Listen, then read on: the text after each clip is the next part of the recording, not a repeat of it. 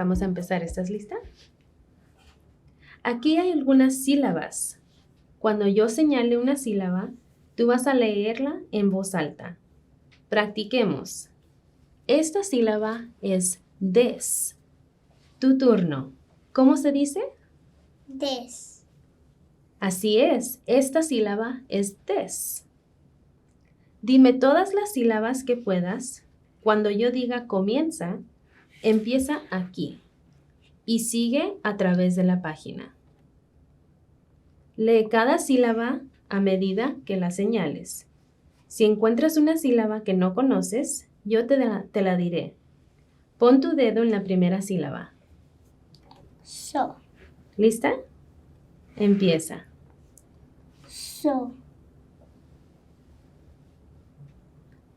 No. No. Va. Pe. Recuerda, dímelas en español. Continúa. La. Sigue. Pa. Co. Tas. Sigue. Pe. Te. Re. Mi.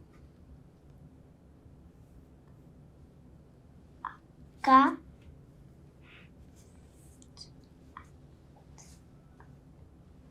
Ta.